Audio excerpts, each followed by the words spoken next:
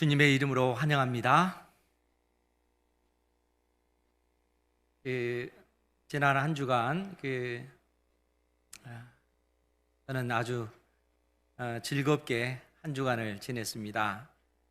즐거웠던 그 이유 중에 하나가 그 전주에 이제 기도하면서 지금 현재 세상이 코로나19로 인해서 또 많이 그 어려운 상황이 됐습니다. 단순히 전염병의 문제가 아니고 또 이 문제로 인해서 또 경제적인 그러한 어떤 문제도 또 그 많은 사람들이 위협을 받고 있고 또 사람들 간의 그 관계에 있어서도 좀 많이 틀어질 수밖에 없는, 사회적으로 그러한 혼란이 가중될 수밖에 없는 그러한 상황이기 때문에 또 이러한 상황으로 우리 성도들이 얼마나 어려울까, 그 생각을 하니까 참 마음이 쉽지가 않더라고요. 그래서 어떻게 하면은 조금이라도 힘이 될 수가 있을까, 실제적인 어떤 좀 힘이 되고 싶은데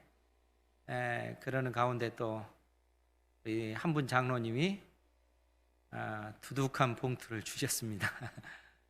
그래서 이 봉투는 우리 은행교회 성도들만을 위해서 써야 되겠다, 이렇게 생각을 하고 어떻게 하면 좋을까. 그래서 제 눈에 힘이 기력이 약해 보이는 우리 성도님들에게 고기를 사서 먹여야 되겠다, 그 생각을 했습니다. 그래서 지난 주간부터 그래서 제가 이제 명단을 작성을 해가면서 그냥 고기를 사가지고 그냥 드립니다. 그래서 고기를 받으신 분들은 목사님 눈에 내가 기력이 없어 보이나 보다 이렇게 생각하시고, 또 받으신 분들은 목사님 눈에 아직은 내가 기력이 있게 보이는구나, 이렇게 생각해 주셨으면 좋겠습니다. 무엇보다도 하나님께서 저를 통해서 우리 은행교회 성도님들을 위로하기를 원하시는 것 같아요. 힘들지만 견뎌내야 된다, 이겨내야 된다, 그리고 이겨낼 수 있다, 하나님께서 그처럼 말씀하시는 것 같아요. 그러니까 사랑하는 성도 여러분, 아무리 더워지고 힘들다 할지라도 견뎌내시고 이겨내는 은혜가 있기를 주님의 이름으로 축원드립니다. 특별히 오늘 우리 맥주 감사 주일인데 하나님께서 우리 인생 가운데 베푸신 그 은혜들을 생각하면 참으로 감사한 것들이 너무나 많죠. 하나님의 그 은혜로 우리가 살아가고 또 하나님의 은혜로 우리가 또 이 땅에서 건강하게 또 복을 누리며 살아간다라는 믿음의 그 고백이 맥주 감사 주일을 통해서 드러나기를 주님의 이름으로 축원드립니다. 그런데 오늘 말씀은 맥주 감사절의 좀 영적인 의미, 그 부분을 우리가 좀 살펴보고자 합니다. 그래서 하나님께서 오늘날 구약시대 도 아니고 신약시대 때 맥주 감사주일, 맥주절을 지키라, 이것이 의미 있을까라고 생각되어지시는 분들에게 맥주절의 어떤 그 의미를 통해서 하나님께서 말씀하시는 음성을 듣기를 원합니다.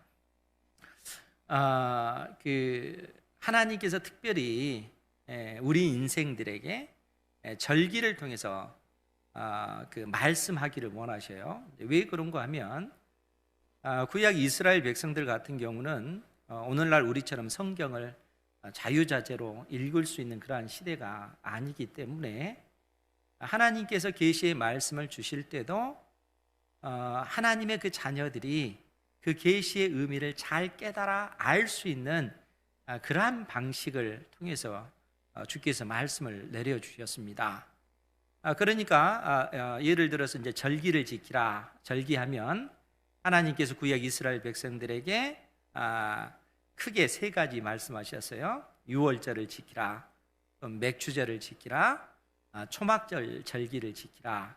이 세 절기는 이스라엘 백성들이 어디에 있든지 또 심지어 이방 나라에 있다 할지라도 하나님의 백성이라면 1년에 3번 하나님 앞에 나와서 예루살렘까지 와서 하나님을 예배하는 그러한 명령을 내리셨습니다. 여러분 생각해 보세요. 그 먼 거리에서 이방 땅에 있는 하나님의 백성들이 하나님께서 명하신 이 절기를 지키기 위해서 예루살렘까지 올 때 그들의 마음속에 어떤 생각이 들겠어요? 왜 하나님께서 이 절기를 지키라고 했을까? 왜 하나님께서 맥추절 이 절기를 지키라고 했을까? 하나님께서 맥추절 절기를 통해서 우리에게 말씀하신 그 의미를 우리로 하여금 생각하게 한다는 거예요. 그리고 그 말씀을 붙잡고 우리가 이 땅에서 믿음의 삶을 살라고 주님께서 말씀하고 계시는 것입니다. 그렇기 때문에 오늘날에도 여러분들이 이 맥추절의 그 의미를 깨닫고 이 맥추절 절기를 통해서 말씀하시는 주님의 음성을 듣는 은혜가 있기를 원합니다. 오늘 그 고린도전서 15장 20절 말씀을 보면, 그러나 이제 그리스도께서 죽은 자 가운데서 다시 살아나사 잠자는 자들의 첫 열매가 되셨도다, 이렇게 말씀하고 있습니다. 바울 사도가 잠자는 자들의 첫 열매가 우리 주 예수 그리스도께서 되셨다, 이렇게 언급을 하고 있는 것입니다. 그런데 여기서 등장하는 첫 열매라고 하는 이 단어를 바울 사도가 그냥 쓴 것이 아니고 맥추절 절기와 연관해서 이 단어를 사용하고 있다 하는 것입니다. 이 말씀의 의미를 알기 위해서 우리가 레위기서 23장 10절 말씀을 같이 한번 보도록 하겠습니다.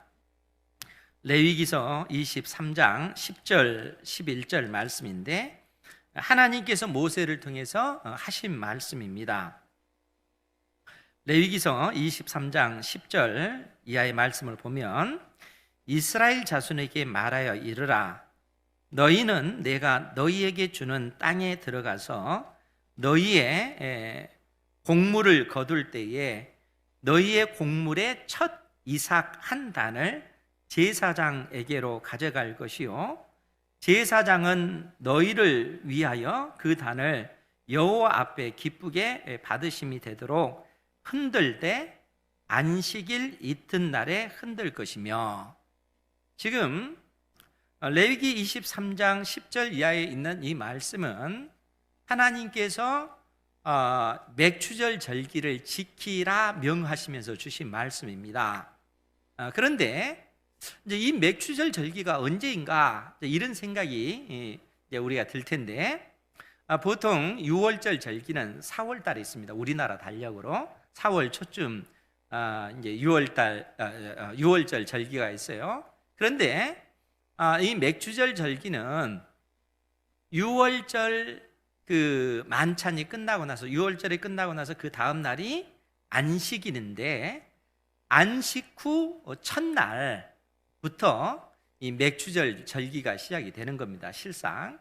그러니까 안식 후 첫날부터 7주가 지나면은, 7주면은 77에 49에서 49일이잖아요. 이 49일이 이 77절 맥추절 그 기간입니다. 그러니까 49일이 지나고 나서 그 다음 날이 50일째가 오순절 날, 그렇게 얘기하지 않습니까? 그래서 맥추절, 오순절, 77절, 그러니까 일주일이 7번 지났다라는 의미로서 77절, 그래서 77절이나 맥추절, 오순절 같은 어떤 이 이름입니다. 그런데 그 6월절 날, 그 안식 후 첫날, 이 날이 그 맥추절의 또 다른 이름으로서 말을 하는데, 그것이 뭐냐면 그 첫날이 초실절이라고 하는 절기라는 거예요. 이 초실절이라고 하는 것은 첫 열매를 하나님 앞에 드리는 날입니다. 즉 무슨 얘기냐면, 이스라엘 사람들은 주식이 보리와 밀입니다. 그리고 보리와 밀을 언제 추수하냐면, 보리가 먼저 추수해요. 그래서 보리를 먼저 추수해요. 그래서 4월달, 5월달에는 보리를 추수하고 또 5월달, 6월달은 밀을 추수하게 됩니다. 그러니까 이스라엘 백성들이 추수를 시작하는 그 첫날이 뭐냐면 6월절 절기를 마치고 안식 후 첫날 추수를 하는데 그냥 추수하는 것이 아닙니다. 이때 추수를 하기 위해서 제일 먼저 곡식의 첫 단을 베가지고 그 첫 단을 제사장에게 가져오는 거예요. 그러면 제사장이 성전에서 그 곡식의 첫 단을 흔들어서 요제라고 하는 것은 흔들어서 드리는 제사를 얘기하는 겁니다. 그 곡식의 첫 단을 흔들어서 하나님 앞에 드림으로써 이 추수가 시작이 되어지는 겁니다. 그러니까 그 안식 후 첫날 이른 새벽에 이 일이 성전에서 행해지는 것입니다. 곡식의 첫 단을 하나님 앞에 드려지는 이 제사가 행해지게 돼요. 그리고 이때부터 시작해서 보리를 추수하게 되고 4월, 5월, 6월까지 보리와 밀을 추수하게 됩니다. 그리고 이 밀 추수까지 딱 마무리 짓고 나서 그 밀을 빻아서 밀가루인 거죠. 그래서 그 밀로 반죽을 해서 그 효소를 넣어서 그 효소가 들어간 떡 2개를 만듭니다. 그리고 그 떡을 제사장이 하나님 앞에 그것도 흔들어서 드림으로써 오순절 그 절기를 그렇게 지키게 되어지는 것이죠. 그러니까 이 보리의 그 첫 추수를 시작할 때 그 초실절 절기가 시작이 되어지는 겁니다. 그런데 이러한 어떤 이 초실절 절기, 맥추절 이 절기를 염두에 두고 오늘 바울 사도가 오늘 우리가 봤던 고린도전서 15장 20절에서 그 말씀을 해주고 있는 것입니다. 다시 보면 그러나 이제 그리스도께서 죽은 자 가운데서 다시 살아나사 잠자는 자들의 첫 열매가 되셨도다. 그런데 여러분 놀라운 것은 뭐냐면 우리 주님께서 이 땅에 오셔서 십자가에 못 박혀 죽으셨습니다. 그날이 금요일 날이죠. 금요일 날 이른 아침 9시에 십자가에 못 박혀셨는데 우리 주님께서 십자가에 못 박혀 죽으시고 그리고 안식 후 첫날 새벽에 우리 주님께서 부활하신 것입니다. 여러분 그렇지 않습니까? 그런데 우리 주님께서 안식 후 첫날 부활하신 그 새벽에 성전에서 행해졌던 일은 뭡니까? 제사장이 곡식의 첫 단을 요제로 흔들어서 하나님 앞에 드려지는 그때라는 거예요. 그때 우리 주님께서 죽음의 권세를 이기시고 부활하신 것입니다. 그러니까 사도 이 바울이 오늘 그러한 어떤 그 초실절 이 사건을 이 절기를 염두에 두고 우리 주님께서 잠자는 자들의 첫 열매가 되셨다라고 말씀하고 있는 거예요. 그 얘기는 우리 주님께서 사망 권세, 죽음의 권세를 이기시고 능력으로 부활의 몸을 갖게 되었다라는 얘기입니다. 그런데 여기서 우리가 주목해야 될 것이 뭐냐면 예수님께서 가지신 이 부활의 몸이라는 거예요. 예수님께서 가지신 그 부활의 그 몸, 부활의 그 몸으로 우리 주님께서 제자들이 그 다락방 안에 있을 때 그 문이 닫힌 그 상태에서 우리 주님께서는 그 문이 닫혔음에도 불구하고 그 문을 통과해서 제자들에게 나타나지 않았습니까? 그때 예수님의 몸은 부활하신 몸을 입은 상태라는 거예요. 그러니까 여러분 죽은 나사로가 3일 만에 다시 살아난 그 사건이 있는데 죽은 나사로는 다시 살아났지만 나중에는 어떻게 돼요? 영원히 살지 않고 나사로는 다시 죽었습니다. 그렇죠? 그러니까 나사로의 그 몸과 부활하신 우리 주님의 몸은 근본적으로 다르다는 거예요. 그래서 바울 사도가 부활의 첫 열매, 초실절의 첫 열매가 되셨다라고 얘기하는 거예요. 잠자는 자들의 첫 열매가 되신 것입니다. 우리 주님께서는 이 죽음의 이 권세를 깨뜨리시고 능력으로 부활하신 부활의 몸을 입게 된 것이죠. 바울 사도가 이러한 사실을 지금 우리에게 가르쳐주고 있다는 거예요. 그러면서 우리에게 놀라운 진술을 하게 되는데 21절 말씀입니다. 우리 21절 같이 한번 볼까요? 시작. 사망이 한 사람으로 말미암았으니 죽은 자의 부활도 한 사람으로 말미암는도다. 아멘. 사망이 한 사람으로 말미암았으니 무슨 얘기입니까? 왜 죽음이라고 하는 것이 이 세상 가운데 오게 되었는가? 라는 것을 지금 말씀해 주고 있습니다. 제가 누차에 걸쳐서 말씀을 드리지만 죽음이라고 하는 것은 본래부터 있었던 것이 아니라는 거예요. 그러니까 이 세상 사람들은 모든 사람들이 다 죽기 때문에 죽는 것이 당연하게 생각하지만 죽음이라고 하는 것이 처음부터 있었던 것이 아니고 하나님께서는 우리 인생을 이 땅에 내실 때 이 죽음이 지배하는 어떤 그러한 삶이 아니라 영원한 생명을 가진 존재로 살아가기를 하나님께서는 원하신 것입니다. 그런데 이 세상 가운데 죄가 들어오고 첫사람 아담이 하나님 앞에 범죄함으로 인해서 죄가 들어오게 되고 이 죄로 인해서 죽음이 모든 인생을 지배하게 되었다는 거예요. 지금 바울 사도가 그 사실을 언급하고 있는 것입니다. 그런데 22절에서는 21절 하반절에 뭐라고 얘기했냐면 사망이 한 사람으로 말미암았으니 죽은 자의 부활도 한 사람으로 말미암는도다 라고 얘기하는 거예요. 그래서 죽은 자의 부활도 한 사람, 우리 주 예수 그리스도로 말미암아 그러한 부활의 은혜를 입게 되어진다라는 얘기입니다.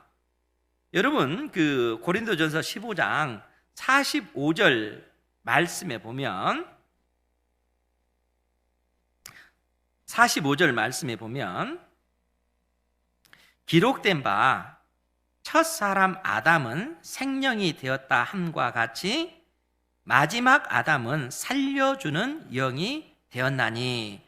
지금 이 말씀이 무슨 얘기냐면 첫사람 아담은 생명이 되었다. 생명이라고 하는 것은 산 영이 되었다. 살아있는 육체가 되었다. 그 얘기입니다. 그러니까 영생이 있는 존재가 아니고 첫사람 아담은 산 사람이 되었다. 산 영이 되었다. 그 얘기는 산 사람이 되었다. 생명을 가진 존재가 되었다.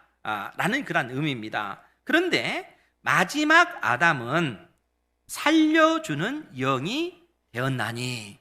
둘째 아담 대신 우리 주 예수 그리스도께서는 우리를 살려주는 영이시라는 거예요. 그러니까 그 말은 무슨 얘기냐면 우리 주 예수 그리스도께서 죄와 사망의 권세를 이기시고 부활하셨기 때문에 우리 주 예수 그리스도 안에 있는 사람들, 예수 그리스도를 믿는 자녀들은 예수 그리스도로 말미암아 우리가 영원한 생명을 갖게 되는 그런 존재가 되어진다라는 얘기입니다. 즉 첫사람 아담을 통해서 모든 사람이 죽음에 이른 것 같이 둘째 아담이신 우리 주 예수 그리스도로 말미암아 영원한 생명, 부활의 몸을 갖게 되어진다라고 지금 바울 사도가 우리에게 말씀해 주고 있다는 것입니다. 그렇기 때문에 오늘 22절 말씀에 아담 안에서 모든 사람이 죽은 것 같이 그리스도 안에서 모든 사람이 삶을 얻으리라. 즉 부활을, 영원한 생명을 얻게 될 것이다. 이 말씀을 해주고 있다는 거예요. 하나님께서 택한 자녀들을 구원해 내실 때 일하는 어떤 그 방식들을 통해서 하나님께서 일하시는 그런 모습을 이렇게 보여주고 계시는 것이죠. 그런데 이 맥주절 그 절기가 택한 자녀들이 그 맥주절 절기를 의미 있게 생각해야 되는 그 이유가 뭐냐면 오늘 23절 말씀에 보면 그러나 각각 자기 차례대로 되리니 먼저는 첫 열매인 그리스도요 다음에는 그가 강림하실 때에 그리스도에게 속한 자요.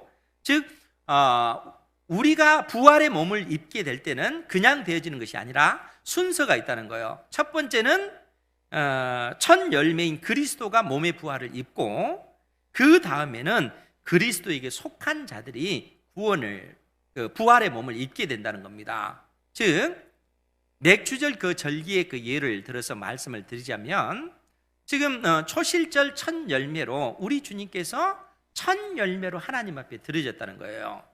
그러면 첫 열매로 드려졌으면 지금 여러분 그 첫 열매가 드려짐으로써 이스라엘 백성들이 보리 추수를 시작하게 되잖아요. 그러니까 첫 열매가 하나님 앞에 드려지는 것을 그 시작으로 해서 이제는 추수가 시작이 되어지는 것입니다. 보리 추수가 시작이 되고 그 다음에 밀 추수가 이어지는 거예요. 그리고 그 추수가 끝나게 되어지는 것이죠. 즉 무슨 얘기냐면 하나님께서 첫 열매이신 우리 주 예수 그리스도를 받으시고 나서 그 예수 그리스도로 말미암아 이 땅에 하나님의 택한 백성들, 어린 양의 생명책에 기록된 하나님의 자녀들을 구원해내는 이러한 추수를 시작하게 됐다는 거예요. 그러니까 우리 주님께서 이 땅에 오셔서 천국 복음을 증거하시고 우리 주님께서 그 복음을 통해서 이 땅에 택한 백성들, 구원받은 그 백성들을 불러내시는 그 일들을 행해 나가시는 것이죠. 그리고 이 일들이 언제까지 진행되어집니까? 이 땅에 우리 주 예수 그리스도께서 재림하실 때까지, 재림하실 때까지 창세 이래로 어린 양의 생명책에 기록된 그 모든 자들을 구원해내는 이 일들을 행하고 계시다는 거예요. 그러니까 우리 주님께서 부활의 첫 열매가 되시고 나서 이 땅에 구원받을 자들을 지금 하나님께서 추수하고 계시는 것입니다. 그리고 이 추수는 때가 되면 추수철이 끝날 때가 이르게 되는 것이죠. 그때가 바로 우리 주 예수 그리스도께서 재림하실 때, 강림하실 때라는 거예요. 그렇기 때문에 하나님께서는 이러한 절기를 통해서 하나님께서 어떻게 이 세상 역사를 지금 만들어 가고 계시는가, 그러한 사실을 보여주고 있다는 거예요.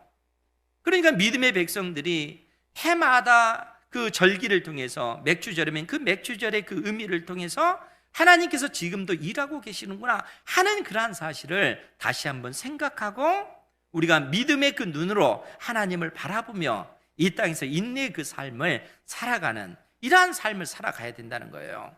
그래서 바울 사도가 오늘 우리에게 그 말씀을 해주고 있는 것입니다. 그리스도는 첫 열매인 그리스도요, 다음에는 그가 강림하실 때에 그리스도에게 속한 자니, 즉 그리스도에게 속한 모든 자들이 그 생명의 그 부활로 몸의 부활을 입게 될 것을 말씀해 주고 있는 것입니다. 그러면서 우리 주님께서 이 땅에 속한 하나님의 그 자녀들, 몸의 이 부활을 입을 자녀들이 어떻게 살아가야 될 것인가 하는 것에 대해서 54절 이하에서 말씀해 주고 있습니다. 우리 54절 이하의 말씀 한번 볼게요. 54절 이하의 말씀을 보면 이 썩을 것이 썩지 아니함을 입고, 여기서 이 썩을 것은 썩을 몸을 이야기하고 있는 것입니다. 그러니까 이 썩을 몸이 썩지 아니함을 입고 이 죽을 몸이 죽지 아니함을 입을 때에는 사망을 삼키고 이기리라고 기록된 말씀이 이루어지리라. 그러니까 지금 바울 사도가 믿음의 백성들에게 그 말씀을 해주고 있는 거예요. 이 썩을 몸이 썩지 아니함을 입고 이 죽을 몸이 죽지 아니함을 입을 때에는 사망을 삼키고 이기리라고 기록된 말씀이 성취될 것이다. 이 땅에 우리 주님께서 재림하실 때 반드시 우리는 부활의 몸을 입게 될 것이라는 거예요. 그렇기 때문에 사망이 쏘는 것은 죄요. 55절에 사망아 너의 승리가 어디 있느냐, 사망아 내가 쏘는 것이 어디 있느냐, 사망이 쏘는 것은 죄요, 죄의 권능은 율법이라. 우리 주 예수 그리스도로 말미암아 우리에게 승리를 주시는 하나님께 감사하노니. 그러니까 예수 그리스도를 믿는 사람들에게는 이미 하나님께서 주시는 그 생명이 있기 때문에, 영원한 생명이 있기 때문에 이 생명으로 말미암아 우리는 결국에는 부활의 몸을 입게 될 거라는 거예요. 그때는 더 이상 죄와 사망의 권세가 우리를 지배하지 못하게 될 거라는 거예요. 그러한 어떤 때가 우리에게 있음을 하나님께서 우리에게 말씀해 주고 있는 것입니다.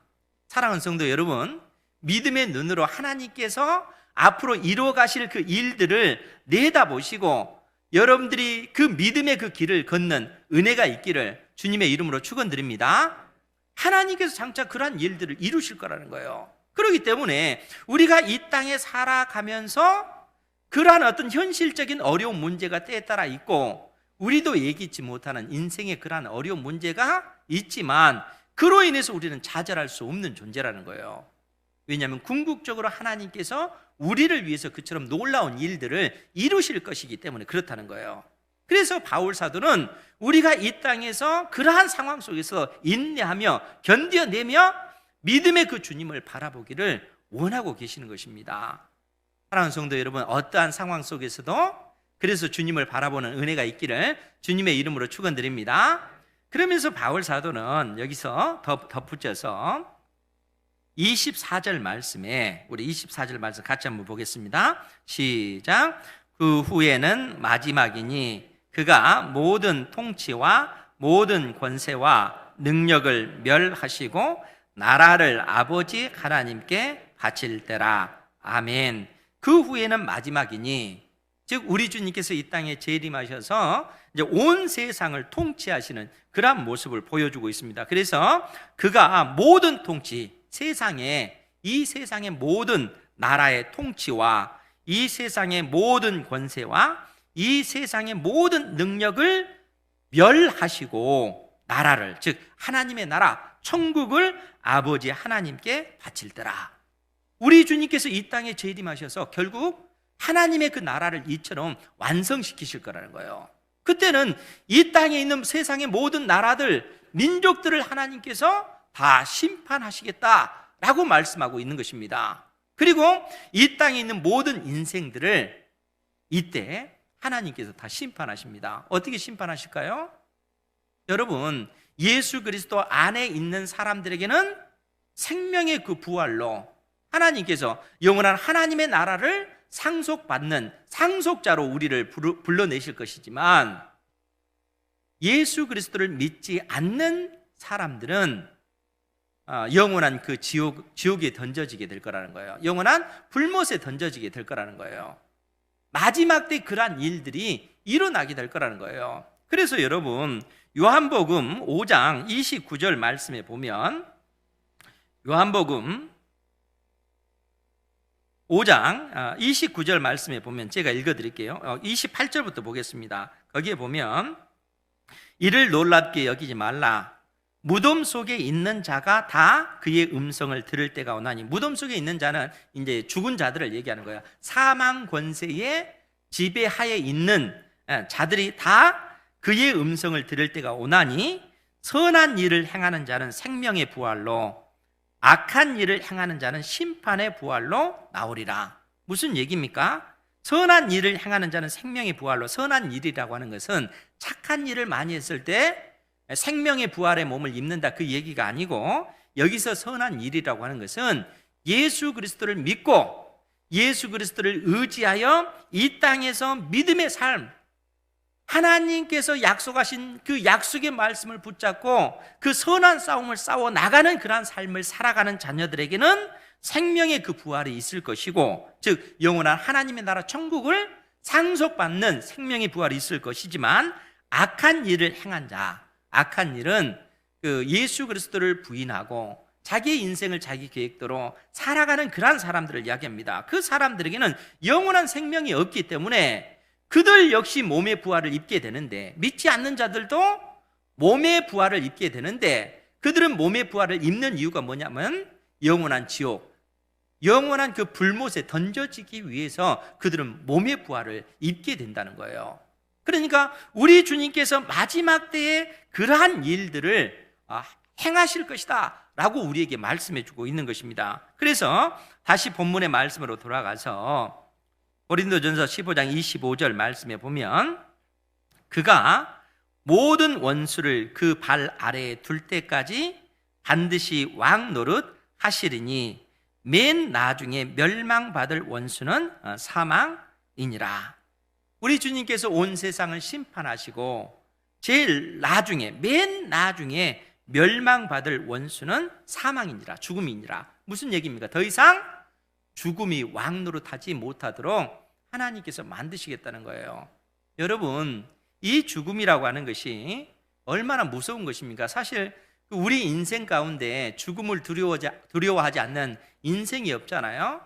그래서 우리가 히브리서 2장 말씀에 보면, 우리 주님께서 왜 이 땅에 성육신하셨는가 하면, 우리 주님께서 이 땅에 우리가 똑같은 육체를 입고 오셔서 십자가에 못 박혀 죽으신 것은 그 죽음을 통해 죽음의 세력을 잡은 자, 그 마귀를 멸하시기 위해서라는 거예요.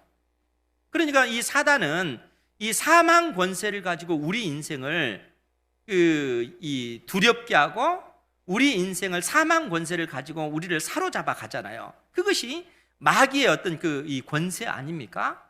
그런데 우리 주님께서는 이 사망 권세를 깨뜨리시기 위해서 우리가 똑같은 육체를 입고 오셨고 우리가 마땅히 죽어야 될 그 죽음을 우리 주님께서 나를 대신해서 십자가에 못 박혀 죽으신 것입니다.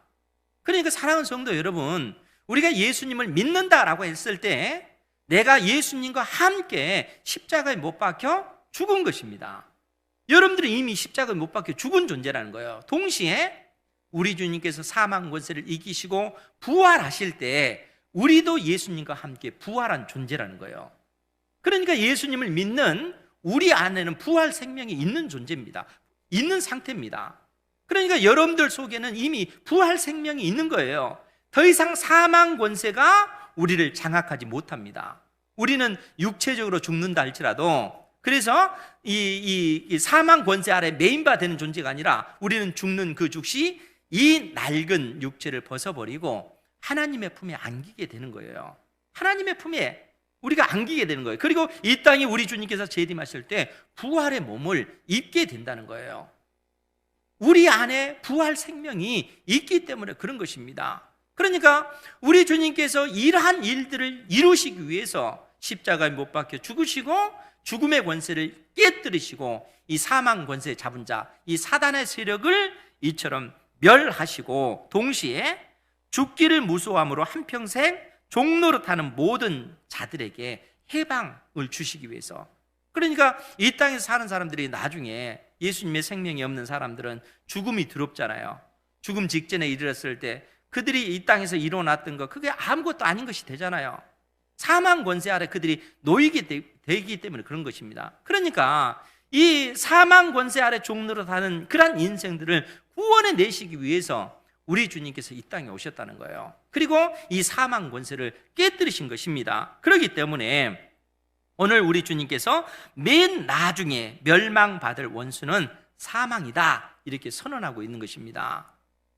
요한계시록 20장 13절 14절 말씀에 보면 우리 주님께서 이 사망 권세를 맨 나중에 받을 이 사망 자체를 없이 하는 그런 모습을 보여주고 있는데 13, 14절 말씀에 보면 바다가 그 가운데서 죽은 자들을 내주고 또 사망과 음부도 그 가운데서 죽은 자들을 내주매 각 사람이 자기 행위대로 심판을 받고 사망과 음부도 불못에 던져지니 이것은 둘째 사망 곧 불못이라. 이 불못에 이 사망과 음부의 모든 이 권세가 다 이 불못에 던져지게 된다는 거예요. 이 불못은 영원한 지옥을 이야기하는 것입니다. 그러니까 우리 주님께서 장차 이 땅에 재림하셔서 이러한 놀라운 일들을 이루신다는 거예요. 그러니까 역사 가운데 궁극적으로 하나님께서 이러한 일들을 이루어내시겠다라는 얘기예요.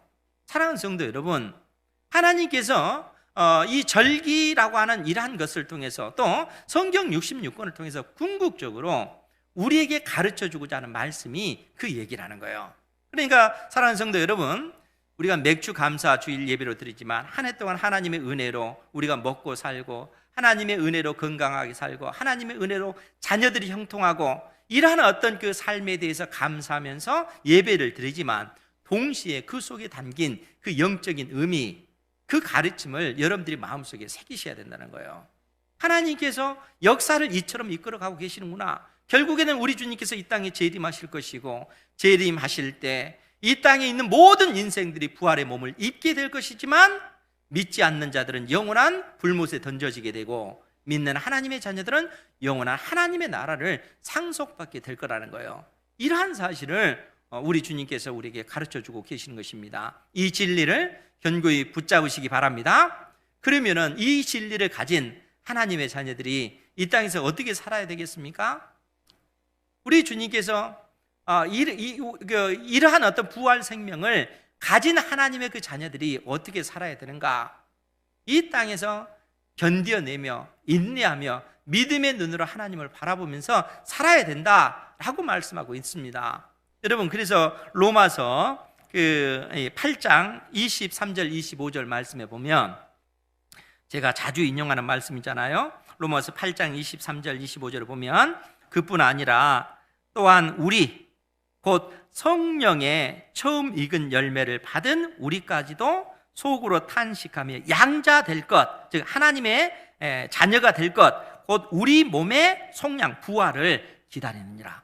우리 몸의 부활을 기다리느니라. 즉 무슨 얘기냐면, 다시 한번 읽어주면, 그뿐 아니라 또한 우리 곧 성령의 처음 익은 열매, 즉 부활 생명을 가진 우리까지도 속으로 탄식하며 양자될 것, 곧 우리 몸의 부활을 기다리느니라. 여러분, 그렇지 않습니까? 우리가 이미 부활 생명을 가졌지만 우리의 육신은 여전히 약해질 수밖에 없어요. 세월이 흘러가면, 나이가 들어가면 약해질 수밖에 없어요. 우리 이반석 장로님 얼마나 건강하셨습니까? 그런데 이제 연세가 드시면서 기력이 점차적으로 빠져가시잖아요. 이거는 어쩔 수 없습니다. 하나의 어떤 그 순리라는 거, 순리. 그런데 그것이 슬픈 일이 아니라는 거예요. 지금은 힘든 일이지만 이 우리의 낡은 육체를 벗어버리고 영원히 이 낡아지지 않는 새 몸, 부활의 몸을 입기 위해서 우리는 그 과정을 가고 있는 거예요. 그러니까 하나님께서 우리에게 그렇게 말씀해 주고 있는 겁니다. 네 안에 부활 생명이 있다. 그리고 부활 생명을 가진 너는 이 땅에서 바라봐야 될 것이 뭐냐면은 앞으로 부활할 그 몸의 부활을 너희들은 기다려야 된다. 몸의 부활을 입고 영원한 천국을 상속받는 그 날을 사모해야 된다라고 지금 말씀해 주고 있다는 거예요. 그래서 바울 사도가 뭐라고 이야기합니까? 몸의 속량을 기다리느니라고.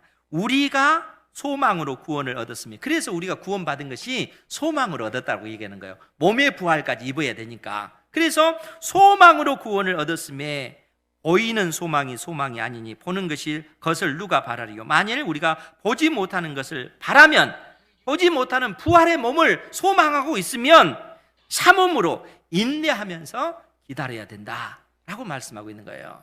그러니까 믿음의 백성들이 이 땅에서 할 수 있는 방법, 하나님의 그 은혜를 구하면서 견뎌내는 거예요. 여러분, 우리의 인생이 우리가 예수님을 믿기 때문에 늘상 슬픔도 없고 고통도 없고 행복한 삶만 있는 것이 아니잖아요. 예수님을 믿는 사람이든 믿지 않는 사람이건 그 인생을 보면 별반 차이가 없습니다. 그런데 믿음의 백성들이 다른 것이 있어요. 하나님께서 그 고난의 과정을 통해서 믿음의 백성들은 소망 중에 주님을 바라보도록 만드십니다. 그리고 내 힘과 내 능력으로 내가 살아가는 존재가 아니라 하나님의 은혜로 살아가는구나, 이 사실을 깨닫고 견뎌내는 거예요. 그리고 하나님께서는 견뎌낼 수 있는 힘과 능력도 우리에게 주시는 거예요. 그러니까 이 땅에서 때에 따라 이 코로나19로 인해서 또 사회적으로 또 정치적으로 수많은 어떤 어려운 그런 문제들이 발생하고, 직장에서 또 여러분들이 하는 그 어떤 사업에서 또 여러분들의 육신 가운데에서도 어떤 문제가 발생했을 때 힘들잖아요. 그런데 주님께서는 그것을 견뎌낼 수 있는 힘을 주십니다. 그리고 인내의 그 과정을 통해서 정말 내가 바라는 것이 무엇인지 하나님께서 알게끔 해주셔요. 그리고 그 연단의 과정을 통해서 더더욱 우리를 하나님의 사람, 믿음의 사람으로 만들어 가시는 것입니다. 이러한 은혜를 사모하는 여러분들 되시기 바랍니다. 그렇기 때문에 바울 사도가 고린도전서 15장 마지막 절에서 58절에서 이렇게 말씀해 주고 있습니다. 58절 말씀을 볼게요. 그러므로 내 사랑하는 형제들아, 견실하며 흔들리지 말고 항상 주의 일에 더욱 힘쓰는 자들이 되라. 이는 너희의 수고가 주 안에서 헛되지 않은 줄을 알미라. 여러분, 그러므로 내 사랑하는 형제들아, 견실하며, 견실하단 말이 무슨 의미입니까? 내 사랑하는 형제들아, 견고하고 확실하게 서서 그 얘기예요. 그러니까 내 사랑하는 형제들아, 너희들이 가지고 있는 이 복음이 진짜다. 너희들 속에 예수님의 부활 생명이 있고, 이 부활 생명이 궁극적으로는 부활의 몸을 입도록 만들어줄 것이다. 이 믿음 위에 너희들은 견고히 서이라는 거예요.